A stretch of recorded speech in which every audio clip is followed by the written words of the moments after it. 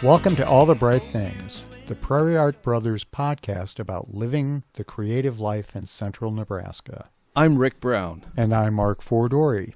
Today we're talking with Chuck Peak, who came to Kearney, Nebraska as an Episcopal priest in 1977. He went on to become an English professor at Kearney State College, later known as the University of Nebraska at Kearney. He's the author of several books and a scholar of the works of Faulkner, Cather, Hemingway, the Harlem Renaissance, and American drama. He's founder of Kearney Creates, a web-based project documenting the history of the arts in Kearney, a town of 30,000 people in central Nebraska. Welcome, Chuck Peak, to All the Bright Things. What was the first day like when you came to Kearney? On my first day in Kearney, which was sometime in July 1977, Tom Tye, the attorney with the Tye agency, Tom Sr., was taking me around places with a fellow who taught at the college named Jim Smith, who was in the history department. And we had gone down to what was the old parish house at St. Luke's. And just as we got there, one of the best-known creative people in Kearney was walking by, and her name was Nancy Westerfield. And Nancy was a faithful acolyte at the church, and she had never met me before, and before I could hardly introduce myself, she said, "I just have one question for you."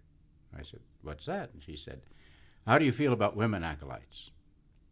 And I said, I think they should be on time just like the men acolytes. And she beamed and walked on. There was no more conversation. That was it. But I didn't know at the time that she was an extraordinary poet, as was her husband. The two most unsung poets in Kearney, I think. They wrote tremendously good stuff, and lots of it, and made part of their living on it, which is most of us don't have to do that. So that was my first day was the introduction to Nancy Westerfield. And so tell us about leading a creative life in a small town. Is it doable? And is it rewarding? Well, no, they're both good questions, because in some ways you think it's not doable. I mean, you hear stories about people who grew up in New York City and they didn't have anything, but they had the New York Public Library, and out of this, became Pulitzer Prize-winning writers or whatever. And you just know that's not going to be the case in small-town America. That doesn't mean you don't have libraries and things, but there's no sterling example. And you know very much that in a small town, people have to do what they have to do. I mean, they're trying to make a living, they're trying to get on, they're trying to get their kids through school, they're trying to make sure the schools do this or don't do that, and as we all know today. And there's not a lot of time. So the first answer is the kind of obvious answer, no. And yet, just like there are a lot of stories about people who grew up in New York City with the New York Public Library right there are a lot of stories about people who grew up in small towns and became artists and painters and musicians and whatnot. And that ranges from little tiny towns in Georgia which were largely black, that produced black poets and then black musicians, and on out here into the frontier with people. And Mari Santos didn't exactly come from from a highly populated part of the country. And I think part of the answer is you have to have a neighborhood, whether it's in a city of many neighborhoods or just you have to have a neighborhood where you can begin to get a sense of people. Because I think you can't write to or for or about people without having had some chance to really see them beyond just at a distance. The sculpture of William Faulkner on the square in Oxford is just have him sitting on a bench, because that's what he used to do. He'd just go down and sit on the bench and watch people and make them uncomfortable. So I think the answer is yes, you can, and then because you can, creativity is its own reward. I mean, you don't have to have accolades. Well, I think you find your reward, of course, in other people who like what you do, and that can happen in any town.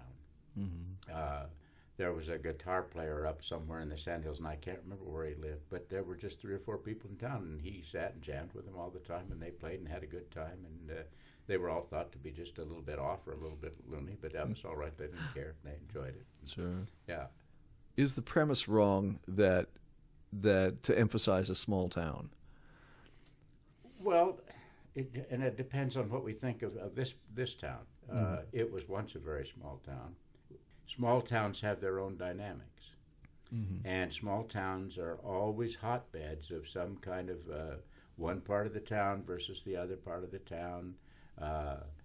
I think that takes place in cities, but it takes place usually on some big scale that makes headlines in the New York Times or something. Here, it just goes on. It goes on in a church setting or in an Elks Club setting, or but that's really good stuff. I mean, you can write songs about that, and you can write stories about that, and you can paint pictures of that. I do think it has to be. You have to think that there's a context for it, and that may be a small group someplace, whether it's the entire population of a town of 300 or. Small towns do amazing things. And talk a little bit about Kearney Creates. Well, this is interesting to me. We wanted to fill a niche that we thought was not at least fully filled. Lots of people in town do some of the things we do, and trying to get in the middle between what people are doing on both the side of celebrating arts and the side of giving a story of arts.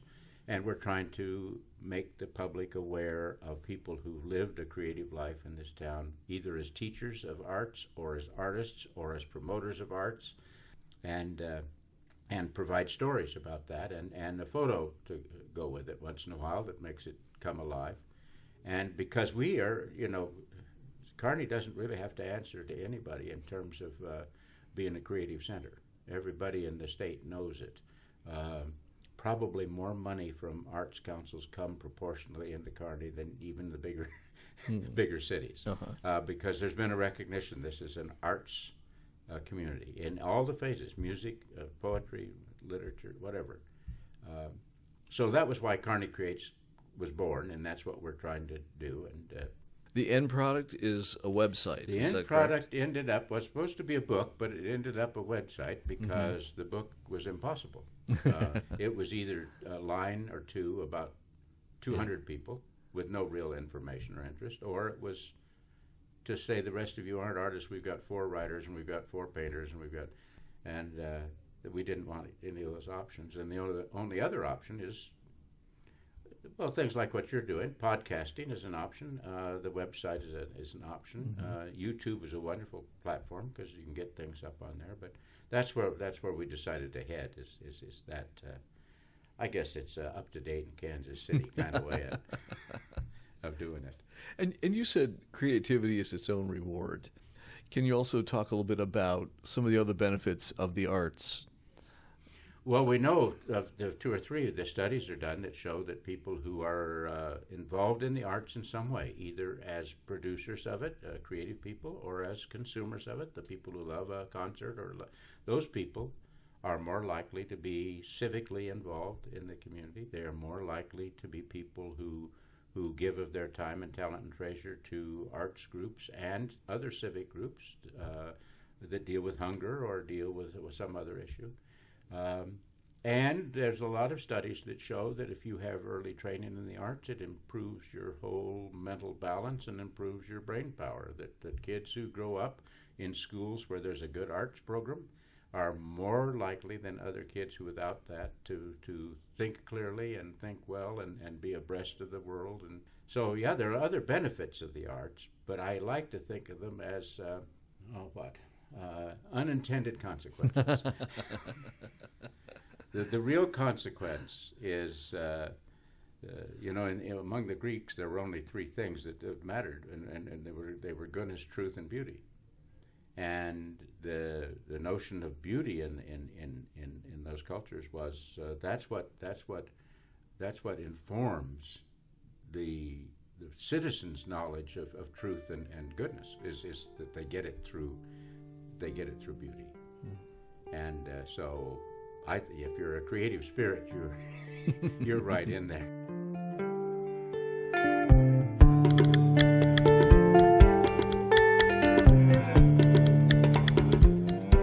We recorded this interview on February 28, 2022. All the Bright Things is a Prairie Arts Brothers production, presented with the support of the Kearney Area Community Foundation. Okay, good.